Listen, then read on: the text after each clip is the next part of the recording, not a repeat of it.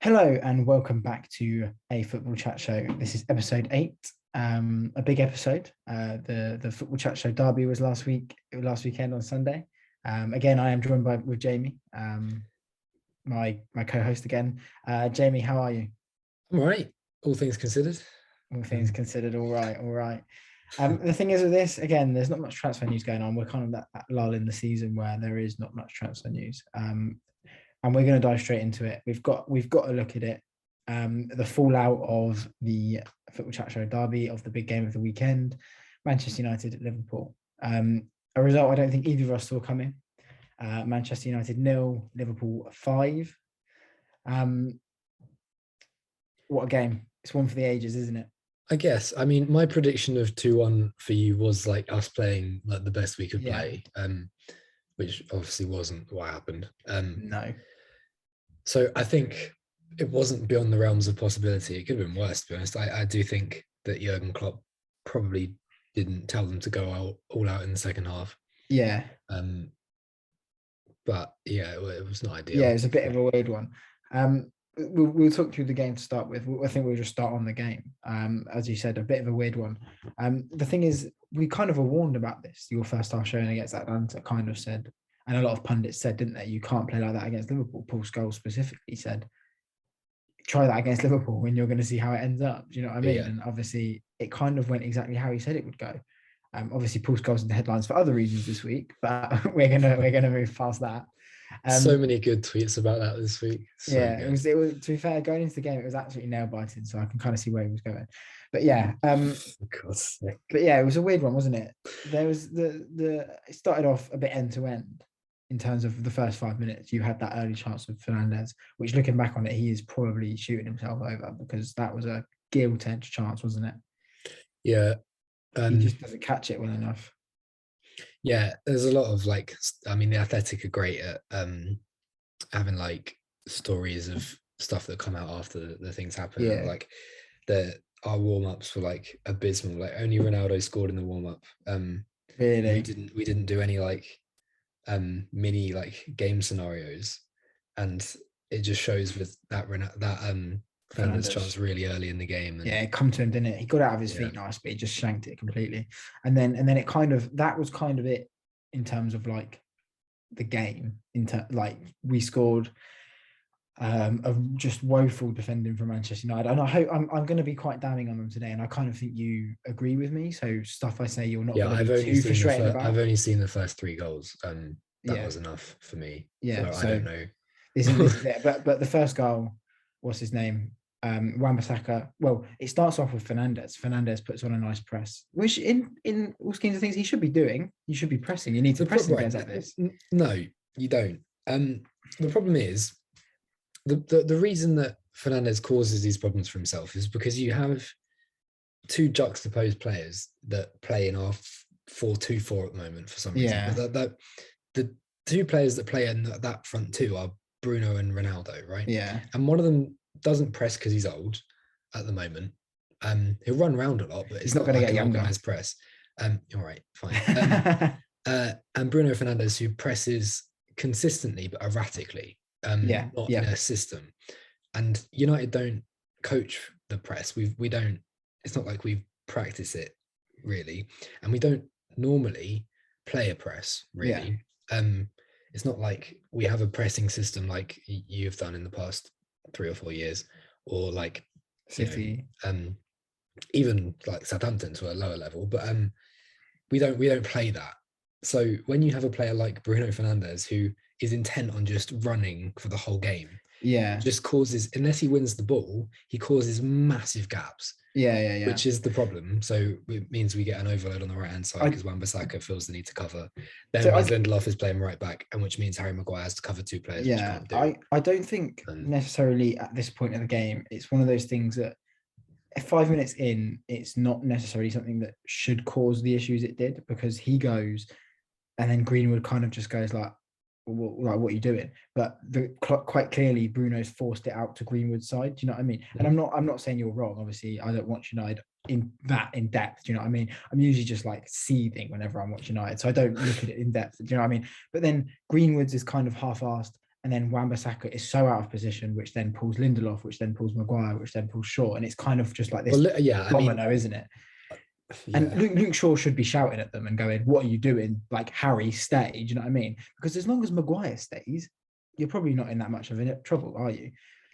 Yeah, it is that. It's also an abysmal line. It's awful, isn't it? Yeah, there's just no communication. But then obviously it falls to Salah, who kind of has the pick of two players, doesn't he?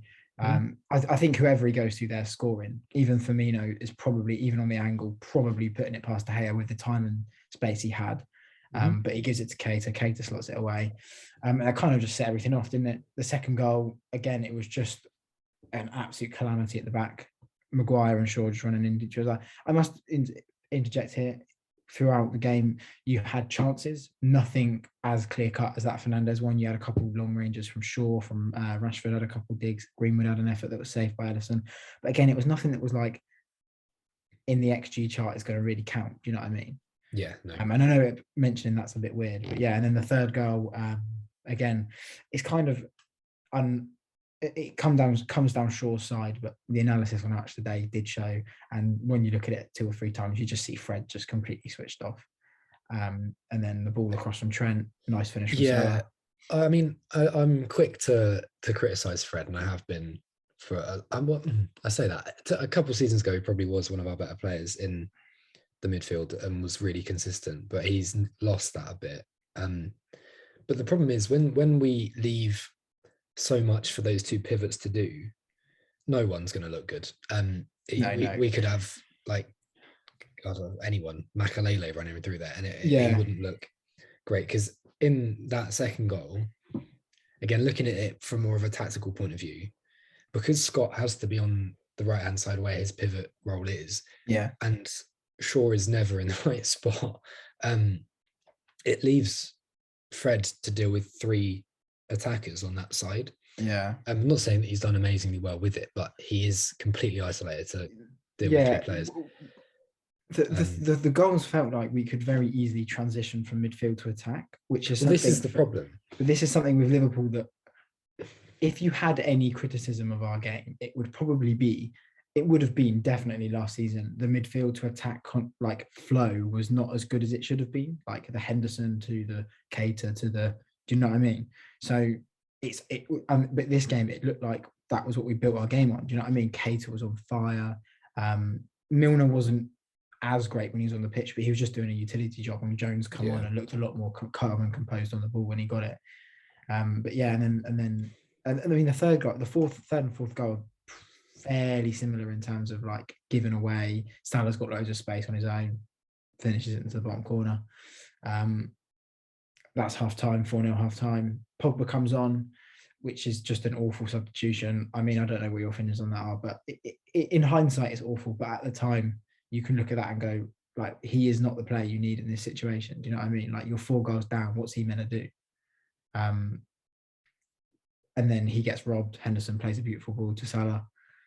Salah finishes it, and then it kind of stops from there. The Paul Pogba red card, which is kind of not a great challenge. Let's put it that way. I don't know if you've seen that. But he just goes straight over the ball, catches Keita. But yeah, they're the goals.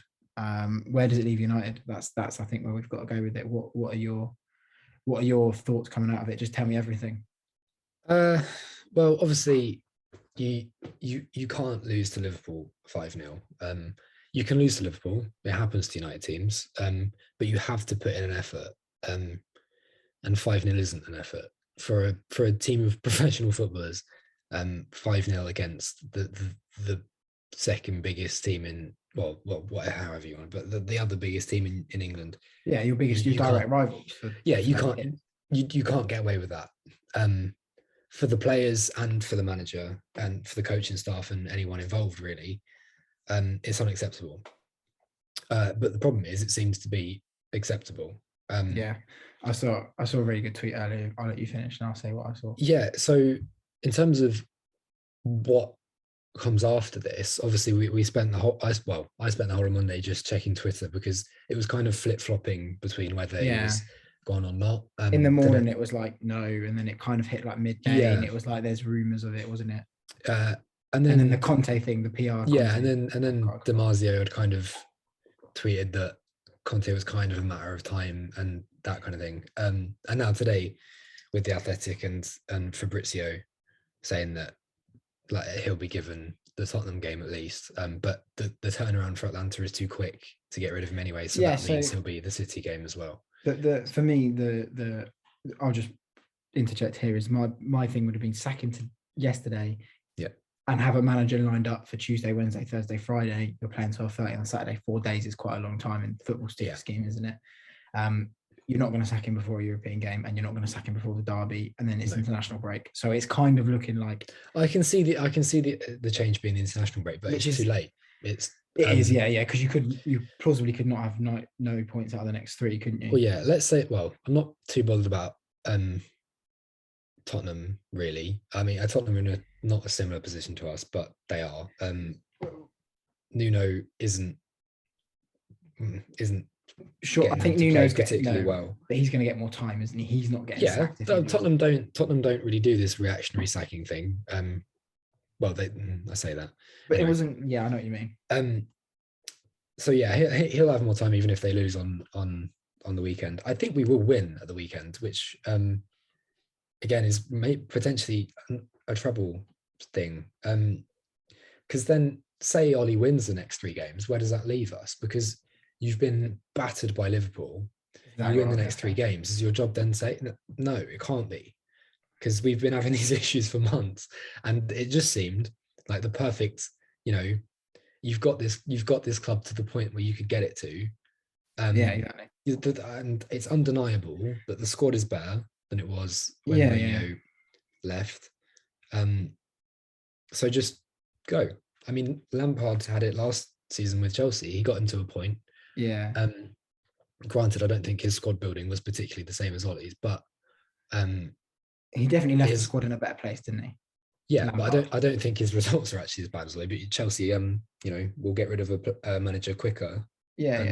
It's just Roman Abramovich's style, isn't it? And I think the reason that we haven't gotten rid of him is because we're not 100% convinced on Conte, and we think he's too similar to Mourinho in the way that he manages. But I think we fail to accept that football is different now to how it was when Sir Alex was manager. Football managers don't survive in a job for 20 years now. It's not how football works. You have a pretty much a 3-year cycle. You give a manager a 3-year contract, and they either succeed or they don't. It kind of feels like it's like 3 years, and then if you're all good in those 3 years, you get an extra 2. If you're good in that first year, you're getting an extension for 6, and then you're looking at 7, 8, maybe 9 if you're lucky. Do you know what I mean? That's how it kind of feels to go in football these days. It's like what it is for me is about a year and a half of about a year of struggle for United. Yeah. And we gave Ollie a contract when we really shouldn't have done, which has caused us problems, because now if we did want to get rid of him, you'd have to pay him a shit ton to get rid of him. And the performances are awful. It is clear that Solskjaer isn't tactically good enough, I think. It's weird, isn't it? Because if we're looking at this season kind of as the the case study, the first game was really good against Leeds, like electric, and you can't even deny, and I can't deny as an opposition fan, I watched it and went, oh my god, this is going to be like, because I knew the strength City had and Chelsea coming off the back of their Premier League, and I knew how good Liverpool were. I know how good Liverpool are, and I watched it. I was like, oh my god, this is going to be an amazing season. We're going to have these 4 teams just playing some of the best football anyone will ever watch. You know what I mean? That's how it felt, and because that's what it was. And it was like really good football. Like Pogba was looking electric, wasn't he? Bruno was looking really good, and it's just kind of like not kicked on from there. I don't know if kicked on is the right word, because it's probably not, but it kind of feels like you got to a point where you were really good. Not really, I don't know if really good is the right word, but you were looking good, and he's kind of unraveled it like 10 steps back. Do you know what I mean? I've said every episode of this, we haven't played well since that Leeds game. We've gotten results through. You've had good 45s here and there, because you definitely had a good 45 against Atlanta, didn't you? The second half was definitely good. Yeah, but you take a game as a game. Exactly, this is what I'm saying. You can't take random spurts of players being good as a good performance, because it isn't. Yeah, exactly. I think what you have touched on it. Like, you can't lose 5-0 to Liverpool. No, you don't. And the thing is, you can if you kind of, if it was one of those games where it's like Liverpool had to be 110%, but we didn't have to be that. As you said, you only watched the first 3. I don't blame you. I'd have turned off after 3 as well. But it didn't even feel like we were at 100, did it? Well, no, like, you don't know. I was seeing tweets like Liverpool just passing around the back. For the second half, after Pogba went, we just literally kicked around the back, and it was like, because the thing is, it was almost like, you see the reaction of Salah's fourth. It's almost like he's like, oh my god, what have I just done? Do you know what I mean? He's like, it's almost like one of those like, this is a bit embarrassing. Do you know what I mean? Like, I'm celebrating at Old Trafford. Like, what do I do? Moments. It was very odd.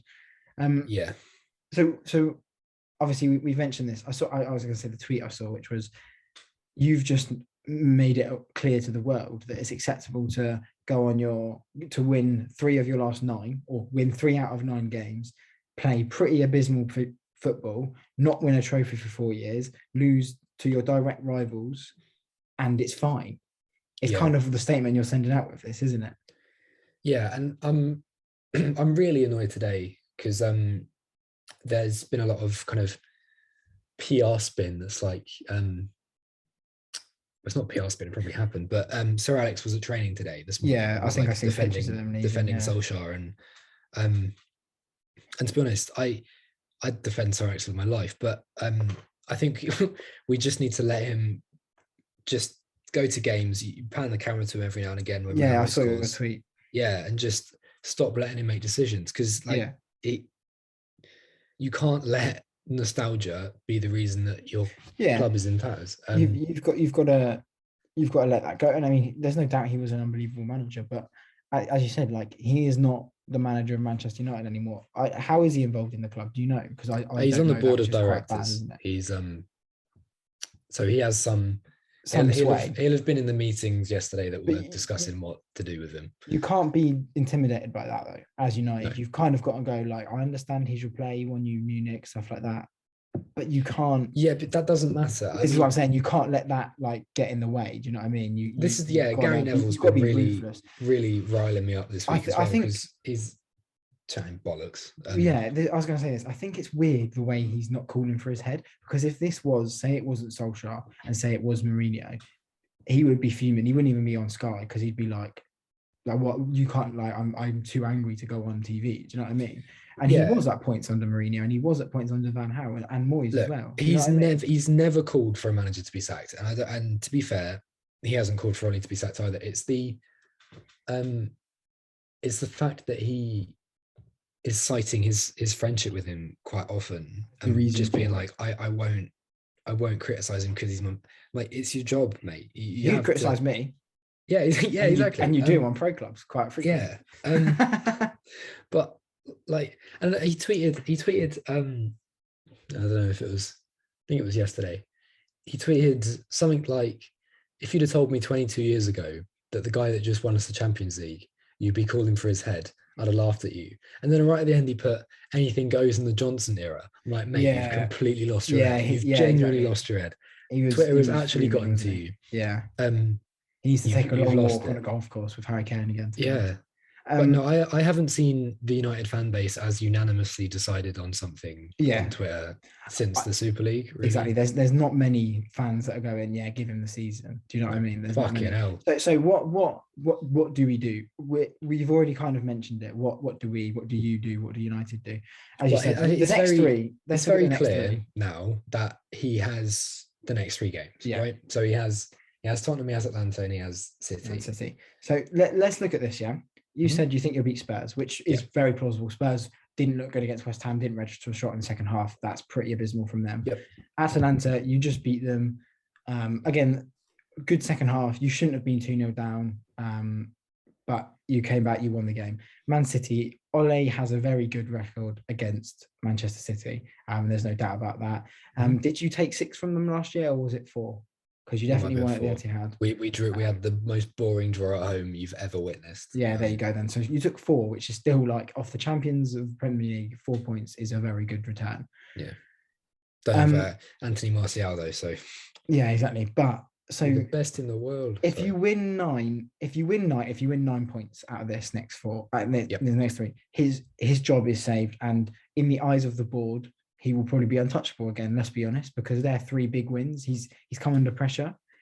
Let's be honest, he will, because you'll basically be in the quarterfinal, the last 16 in the Champions League. You'd have beaten Manchester City, and you'd have redeemed yourself from the Liverpool game. So, what are you thinking heading into this week? What are you genuinely?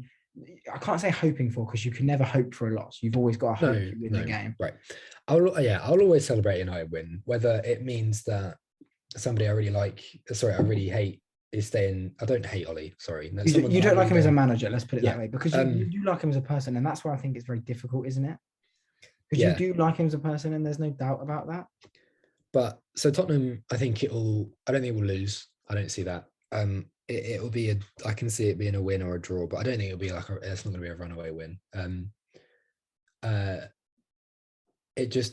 think it depends really how Tottenham come back from that West Ham game, which was really a poor performance. So yeah, and obviously how we come back from the worst performance I've seen in years. I think it's quite easy to say that is definitely top 5 worst Manchester United performances of the Premier League era.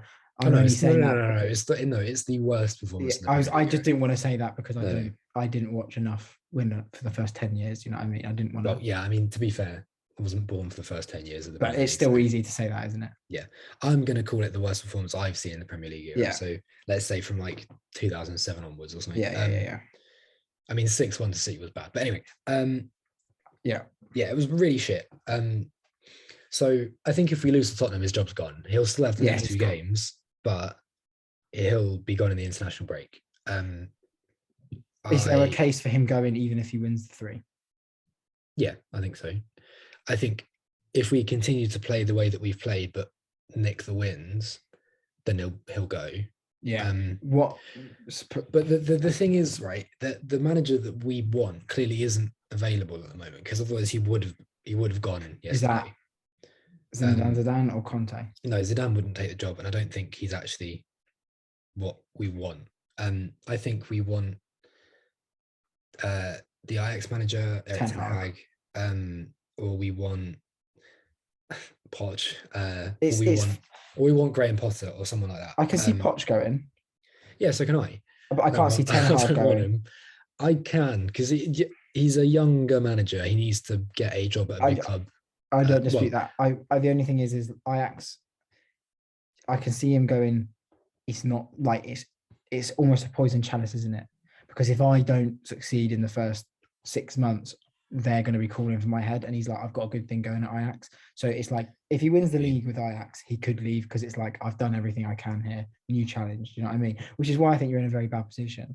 Because I can't really see much happening if you win 2 of the next 3, say. Yeah, this is the struggle, really, because don't get me wrong, Antonio Conte is a world-class manager.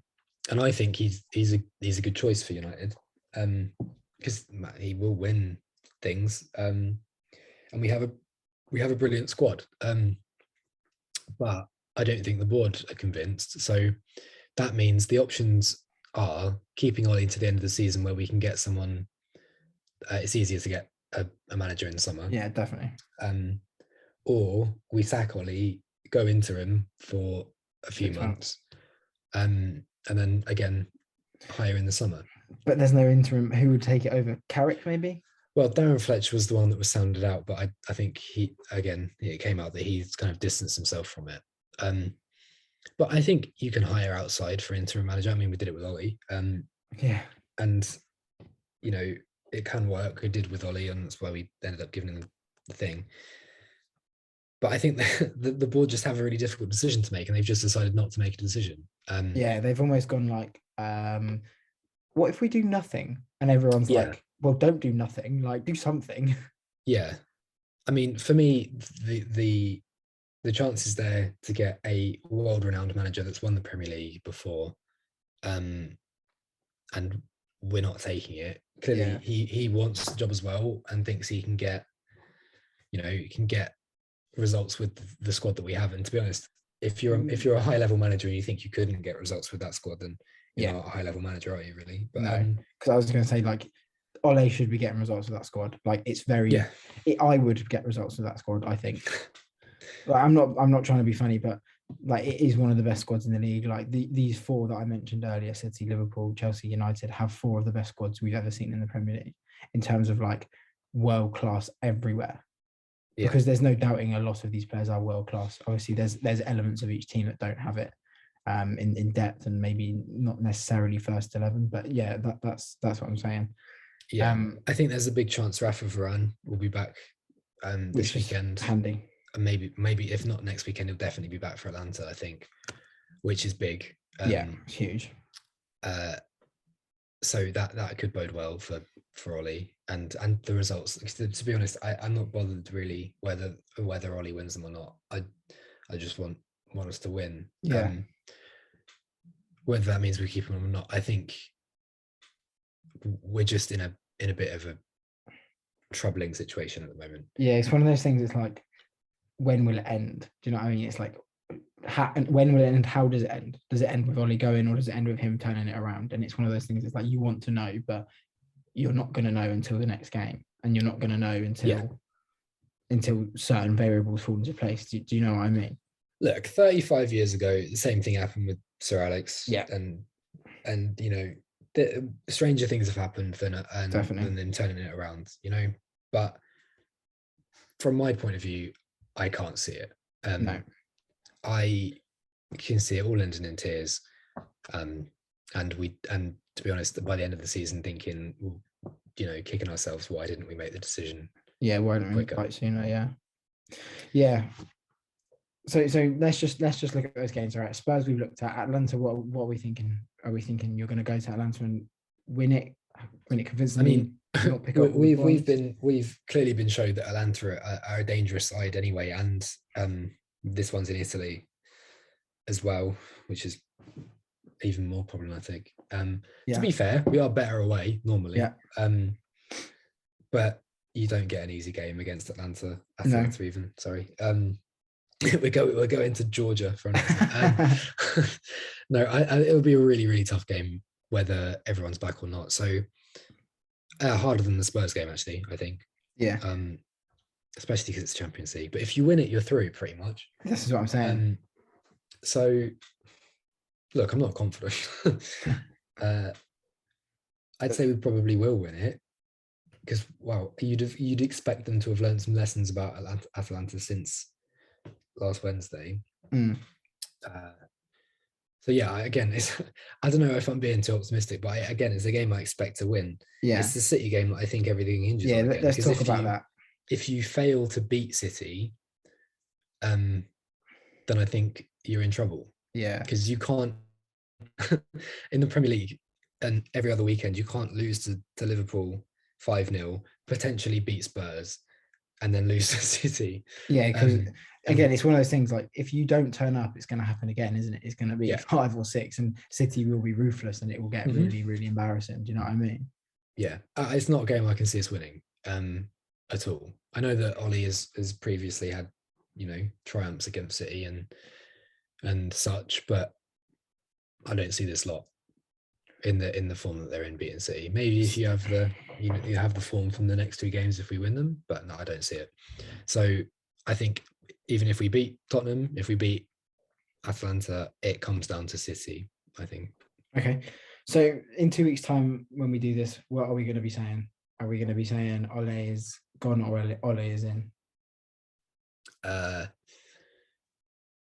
it will be the international break, I think he'll be gone. Because I think we're not gone. I think there'll be, because the international break, you know, you've got a little bit of time. Yeah. To think about what you're doing. We might have to delay our podcast that week to see what happens, just in case it does get sacked on the Wednesday or something.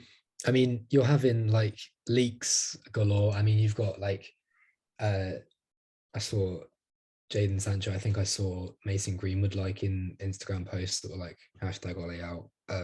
You've got Pogba not staying at the club if Ollie's still there. Probably. Yeah. Donny van der Beek will leave in January if Ollie's still there. So you've clearly got a lot of problems in the players losing confidence in him. I think they all like him as a bloke, but are losing confidence in him as a manager. So yeah, I think he will go in November. It's just I'm at a loss to what we do from there. Yeah.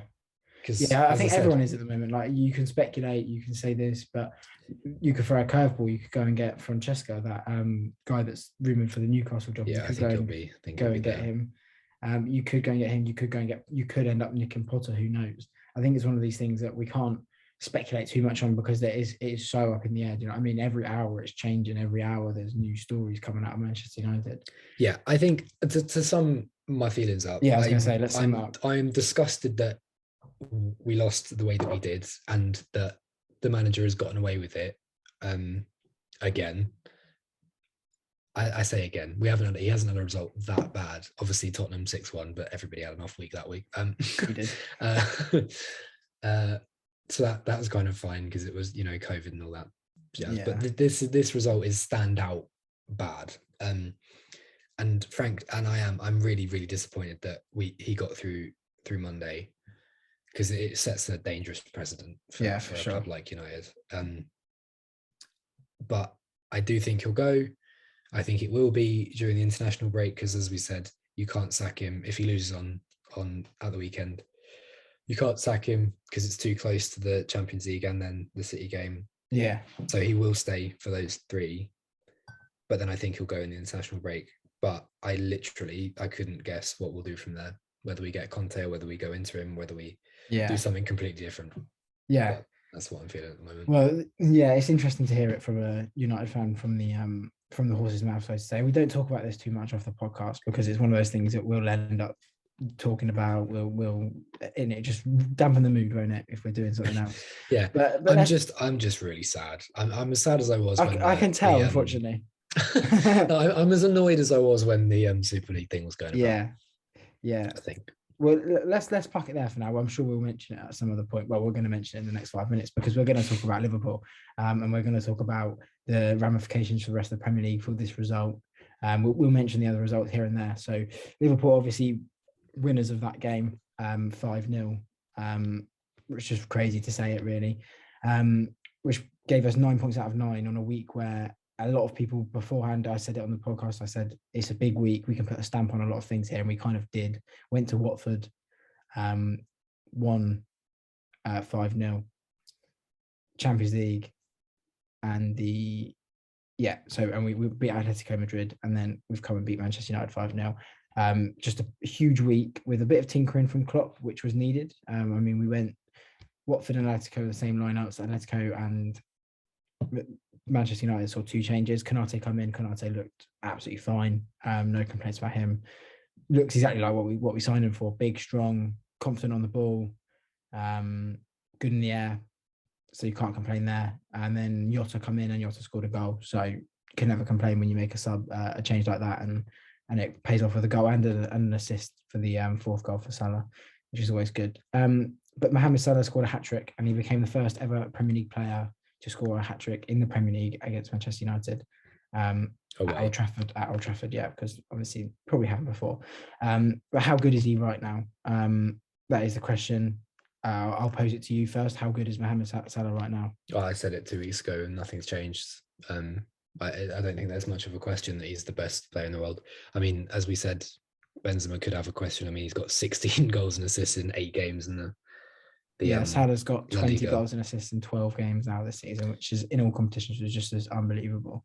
So I don't think Salah's an armpit hair of getting a goal in every game this season in the Premier League. He got called offside against Burnley, which was very tight. I mean, it was one of those ones that it's like, if it's given, it's given. If it's not, it's not. Which is unbelievable, really. He's just electric. Whenever he gets the ball, he just looks like something's going to happen at his feet. He got the assist for the first goal, and then his run to that near post for that second, for his first goal was just electric. He just went, I'm getting there. Do you know what I mean? And it was weird because he's always shown passion. Whenever he scores, he's always like, yeah, like really happy. But he just looks like really fired up. He's got something like underneath him. And whether it's this contract situation that's going on, whether he just really wants to win the league again, I don't know. But yeah, he looks a different animal to what he's been, even in that first season with us, which is just great to see. And Liverpool needed that result, I think. we needed a win. We didn't necessarily need to hammer you. A win would have been satisfactory based on what happened in the weekend with Chelsea beating Norwich and Brighton beating Man City. And we just spoke about this briefly before the podcast, but Chelsea won. Brighton didn't beat Man City. Oh, you know what I mean. Manchester City beat Brighton. Yeah. Just checking. Just a slip of the tongue. Maybe they did in a parallel universe. But no, Chelsea 7-0 against Norwich, which was, we said this before the podcast, there's not really much to say. Norwich are really bad. Chelsea were quite good. Chelsea with no strikers beating Norwich 7-0 is quite Yeah, I mean, it almost played into their hands though, because they didn't look for the target men. When I was watching it, it kind of felt like very fluid between that front three. It kind of felt like it was going between Mount, Havertz, Hudson-Odoi quite nicely. But yeah, I mean, hat-trick for Mount, couple of goals for Hudson-Odoi and Reece James. But yeah, I mean, there's not much else to say on that. Norwich are dreadful, almost nailed on to go down. If they don't go down now, like, fair play to them. Yeah. And then Brighton, the kind of surprise early comers of the Premier League, were kind of swept aside by City. It's exactly what you expect a City to do to a team like Brighton at the start. They just made a lot of individual mistakes. They did, didn't they? The first goal, was it the first goal? The Gundogan one. It was the first one where the keeper goes for it and like Jesus is never looking at him and he wants a foul. And it's like, I was kind of half watching and I went, oh, it's a foul. And then I watched it back and I was like, there's no way that's a foul. Do you know what I mean? They can't give that. I was like, it's just not a foul. But yeah, and again, I mean, we really can't speak too much on this because City were just very good. Foden looks electric at the moment. Yeah, he's really good at football, isn't he? It's frustrating because I really don't like the way he looks, but he's got such a dead trim. Honestly, I don't understand what goes through that boy's brain. But anyway, he sits down in the barber, just straight across there, please, man. Yeah, but no, yeah. It's like the only thing that my sister talks about in football is Phil Foden's haircut. It's awful, but anyway, I mean, Phil Foden is looking really, really good at the moment, which is again more frustrating. Again, City looking like a well-oiled team. They took De Bruyne out and didn't really make much of a difference, which is always nice when you do that. But yeah, I mean, again, there's not much else to look past this weekend apart from Liverpool, Manchester United, which was just unbelievable. We have got a notable result here, which is Watford beating Everton 5-2, which I don't think any of us expected going into the weekend. No. I assume, have you watched Match Today? Have you watched any of these highlights? No, I saw that it was a Josh King hat-trick, which is impressive. And they came back from 2-0 down, didn't they? Yeah, well, 2-1. It went 1-0, 1-1. It was kind of one of those games. Right. But Everton were all over the place. I watched the highlights. So I had Soccer Saturday on the Saturday. And they were saying Watford definitely deserves something out of this game when they got it back. And then when they were winning, the guy was everyone was kind of like, Watford definitely deserve this. They don't deserve to leave with 1 point here, and they didn't. The third goal is honestly some of the worst defending I've seen. Do you remember last week you conceding the goal to Leicester straight from kickoff, the big ping up the pitch? Everton had the kickoff, ran forward, got tackled. Watford lumped it forward. Dennis was running and he looked across and went, there's one defender and my mate's got 50 yards of space. And he went, all I've got to do is pass it to him. He kind of like double took it. He kind of went, shit, what? Do you know what I mean? He was like, no. And he passed it in and then they scored and it was kind of like pandemonium from then on. Everton just lost their heads. Josh King really calm, collecting the ball, looking decent. But yeah, there's not much to say on this. I mean, we need to look ahead to the weekend and the Champions League. But yeah, I mean, we'll finish it on. It's looking great for the Premier League. These, even without United in the picture, City, Chelsea, and Liverpool looking electric every week.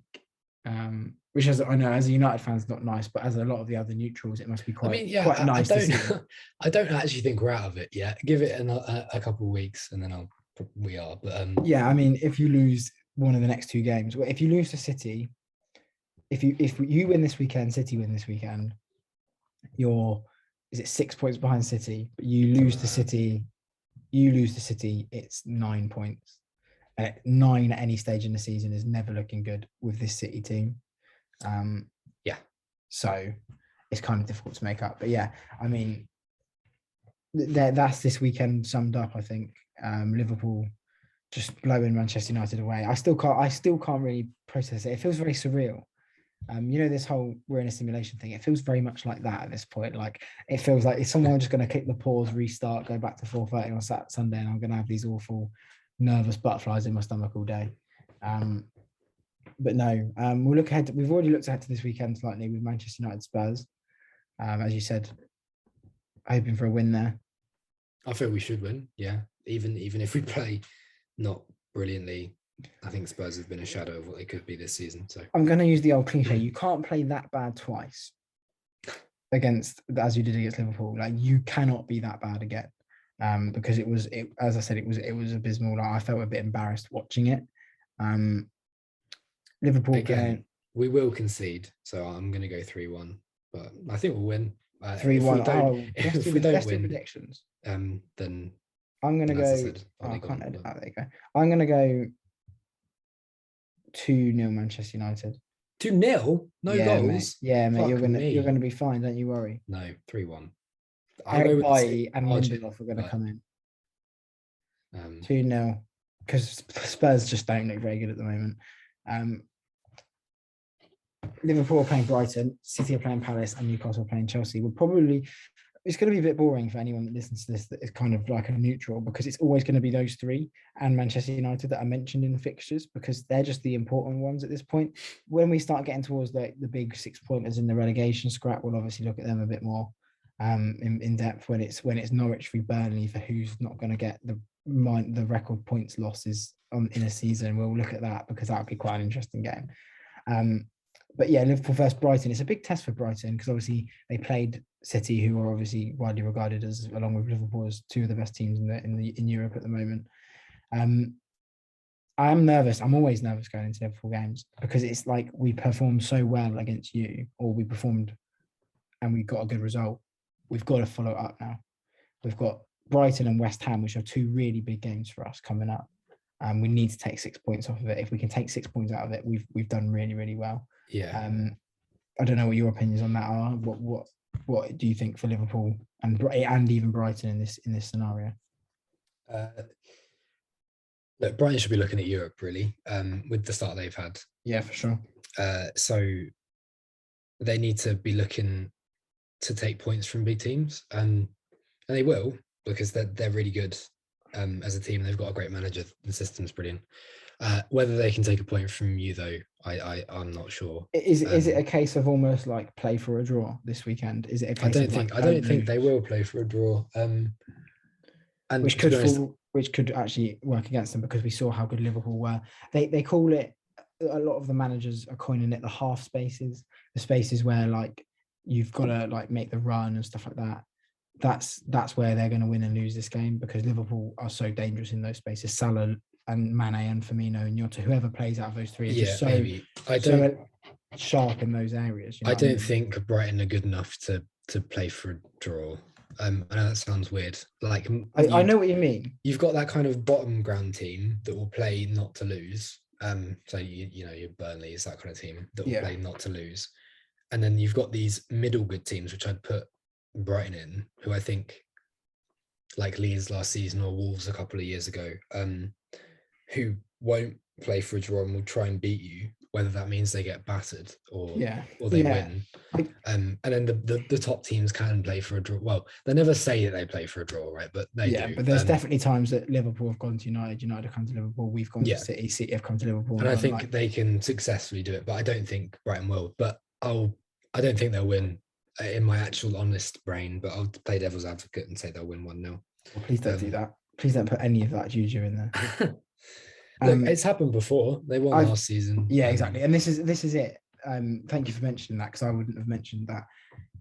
We've had some positive results this season where we dropped points last year, and I know we definitely didn't perform anywhere near our best last year. But for example, the Chelsea draw at Anfield, it's only a draw, but we lost there last year, so that's a point gained on last year already. Yeah. Burnley, we lost to Anfield. We beat them at Anfield already, so that's already 3 points up on last year. It's just these results, like these Brighton one, like it will be talked about at Liverpool. I'm sure it will be talked about. We lost to them here last time. We cannot let that happen again. And we went through that period. This was in that period of 6 where we just didn't score at Anfield, lost 1-0, 1-0, 1-0, all these stupid results. And this was the game that I remember like thinking, like, we are dreadful at football at the moment. Like we were so bad. Like Dan Burn, who's like a 6'5", he definitely a centre back, was playing at left back and making us look stupid. Do you know what I mean? He looked like Zlatan Ibrahimovic converted to a winger. Like, he was just ridiculously good. So we've got to turn that loss into 3 points. We've got to.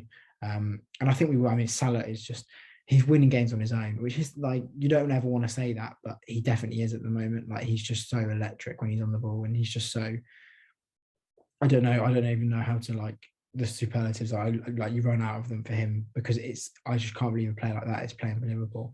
I'm gonna go Liverpool. We've got to win, so I'm gonna have to say we will win, and it's gonna, I think, 2-0, like a nice convincing 2-0 will do me, 2-0, 3-0, something like that. But I'll go 2-0.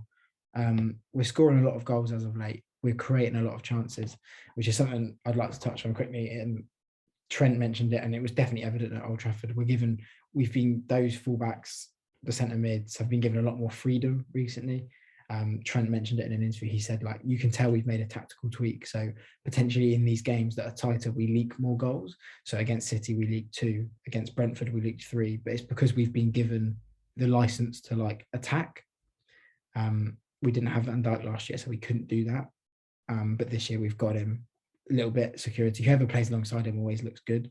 Yeah. Our midfield have already scored or assisted 19 goals this season. That's as many as they did last year.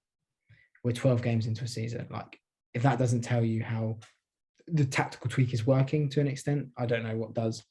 The other game, the City Palace, I mean, it's going to be a City win. I'm a bit flippant there. I've come out of the gates there. They Palace Newcastle are always a team. They didn't. It was 1-1. Did they? Oh, right, yeah. Fair enough. Benteke scored. I thought it counted as well. I thought it was 2-2, but it wasn't. Benteke scored one of the best headers I've ever seen, but it was clearly a foul in the build-up. So it's like, fair enough. Palace are that team that you always look at and go, they'll take points from the top 6, even if they're rubbish. Do you know what I mean? They've always been that team that I've looked at and gone, if they're playing City, I'm like, yeah, Palace will get us a result. Do you know what I mean? I'm never worried when we play Palace. I always feel it's because of Christian Ball, mate. It just haunts my memories for years and years. But no, City will win. I'm going to go 1-0 City. 3-0 City. 3-0 City, there you go. And then the final game of the weekend that we will look at in depth is Newcastle-Chelsea. Again, I think this is kind of a foregone conclusion, and it's not being disrespectful to Newcastle, because they are really bad. Even without Steve Bruce, they are dreadful. They need this international break to hurry up so they can get their Francesca in, because he's not going to come in beforehand, I don't think. But it's going to be Chelsea. It's going to be 2 or 3 or 4 to Chelsea, I think, which is never what I want to say, but I just think it's going to be. Yeah, and they won't concede either. So yeah, exactly. 5-back tax is really good for them. Yeah, let's see if Ben Chilwell can score again. Yeah, he's on a bit of a streak, isn't he? Yeah. Catching up to Salah. Yeah, no, he's playing really well. I'd say 2-0 Chelsea, I think. 2-0 Chelsea.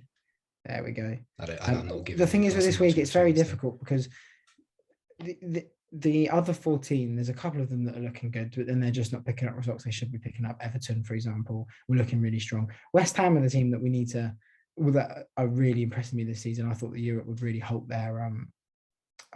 17 points, 4th in the league right now, and they look decent as well. Like, Moisey's got them playing really well. They're playing for each other, which is always a good sign. I know that sounds stupid, but there's definitely teams in the past that haven't played for each other. So, yeah, I mean, that's about it for the Premier League. Leicester are playing Arsenal, but again, it's for me, they're 2 teams that it's quite a nice test for them. They're both kind of a very similar level. Arsenal are kind of unbeaten in 8, I think, at the moment. I'm not sure how they're getting on tonight, actually, or how they got on tonight. Do you know? Arsenal Leeds, wasn't it? Yeah, I'll have a quick check, see what I can get. Arsenal won 2-0. Oh. So there you go. They're looking good. Or okay. Arsenal. Not good, okay. They're looking all right. I was going to say they just drew the Champions League fixture with Crystal Palace, didn't they? That was the last. But no. I'm joking. I'm in no place to take the piss, but it's Arsenal, isn't it? So you can always do it. It's football at the end of the day, isn't it? It doesn't cut too deep. Yeah, but there's no Arsenal fans here.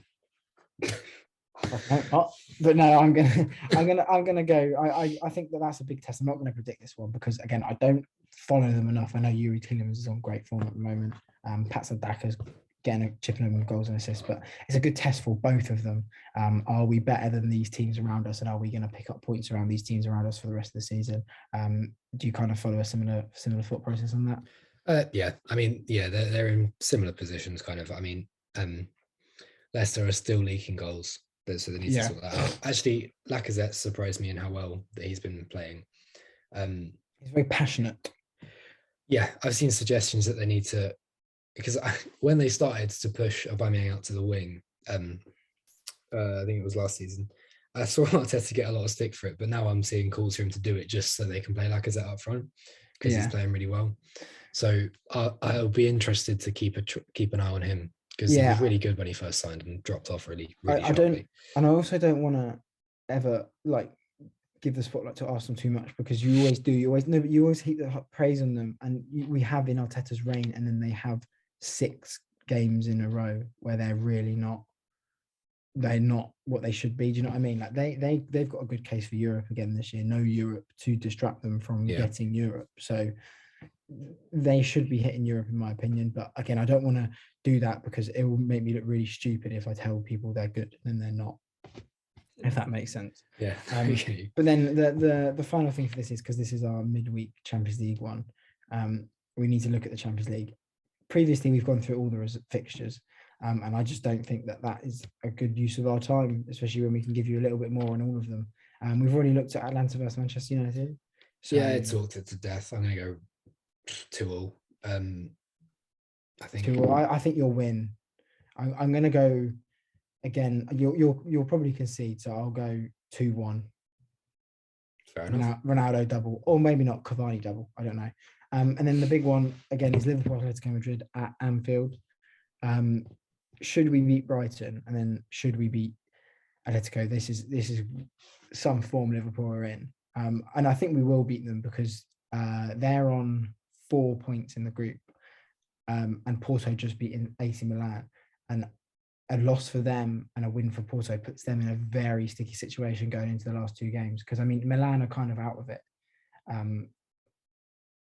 So it puts them in, even if Milan beat Porto, again, it puts them in a sticky situation, because all Milan have got to do is beat Atletico, and Atletico could lose to Porto, and Atletico are out of the Champions League, which is not an inconceivable based on this Champions League in the run. I think we'll win. I think we need to just be a bit more defensively, I don't know the word, astute maybe. Yeah. This weekend. This week, I mean, Konate filled in, as I said, and he could potentially be looking for a start in this game, and it would be interesting to see. So I think we'll win, and I think maybe 2-0, maybe grab a goal in the first half, and just. I think same margin, but I think 4-2. Ooh, goals again. Goals. Goals. The thing is with Atletico is like, you can never predict too many, because I've watched them too many times put 15. I don't know how they put 15 behind the ball, but they do put 15 behind the ball. So I can't predict goals in that game. Yeah, I mean, I think that's fair enough. But I'm thinking that they clearly win games, so yeah. They have done it at Anfield before, so exactly. Keep that in mind. And then the other games in the Champions League, the notable fixtures that I've noted are Malmo, Chelsea. Again, we kind of said this the first time. Yeah. Chelsea are going to slap them. They will again, because it doesn't matter who they've got in the team. They will win that game. Milan, Porto, I just kind of mentioned that briefly. It's an interesting matchup. It's at the San Siro, so Milan need to win it to have any chance of advancing at all in the Champions League. I can see that easily being a draw. Sorry. The thing is, it was 1-0 in the last game. So it was fine margins, and Milan weren't happy with it. It looked like a foul in the build-up, but they didn't end up giving it. Dortmund, Ajax. Dortmund are going to be out for revenge, but it looks like Haaland's out until the new year. Yep. So that again could quite easily be an Ajax win. Again, it could be an easy Dortmund win. The reason it's difficult to go into depth on these is because we don't watch too much football from Germany and Italy. No, I reckon Haaland's going to score like a hat trick, because PSV. Yeah, maybe. Born and bred. Maybe, but I am going to make a conscious effort over the next few months, because I've got a very light timetable to watch more foreign football. Get more invested in it and watch these teams develop and understand. Like a film student watches French films. Exactly. And I'll listen to it in French as well. So Messi. I literally was going to do that. City Bruges, I've only picked it out because it's City. They're going to smack them again, because They're just light years above them, whoever they play. And Red Bull PSG, which was a very good game in the last. Yeah, it'll be interesting. In the reverse fixture, sorry. See if Messi continues to stat bad in the Champions League or not. Yeah, very weird way of doing it, Lionel, but I respect it. Yeah, I think PSG have got to win. You can't. Again, it's like what I said about Liverpool and City and Chelsea and Man United at the start of the season. You can't not predict them to win because they have to. Like the squad they have, like it's inconceivable they don't win. Yeah. The thing is weird. It's weird with PSG because I think that they should win every game, but I don't think that they have a chance of winning the Champions League. Yeah, it's weird, isn't it? Yeah, because the thing is, until when they come up against the Liverpool, a Chelsea, a City, I always say Liverpool first, and it seems like I'm really biased, but I'm not. I include those three in the same. I am biased, but I include those three in the same like brush. Thanks for clearing that up. When they come up against one of those three, that will be when the big test comes, and you'll kind of go, if they win this, like they're serious contenders. If they don't, it's just money. It's just a front. They're not really. They're a team of individuals. You know what I mean? Yeah. But this is it. Until they play them, you can't comment too much on them. But that's about it for the Champions League. There's obviously Bayern are in there, Barcelona are in there, but their groups are kind of a bit dud, and even the Real Madrid group now, Sheriff kind of got. Who have Barca got? Dynamo Kiev. Dynamo Kiev. They beat them in the reverse fixture. So, but it's in Kiev though, so you know. So you never want to be going to Kiev in the middle of winter, do you?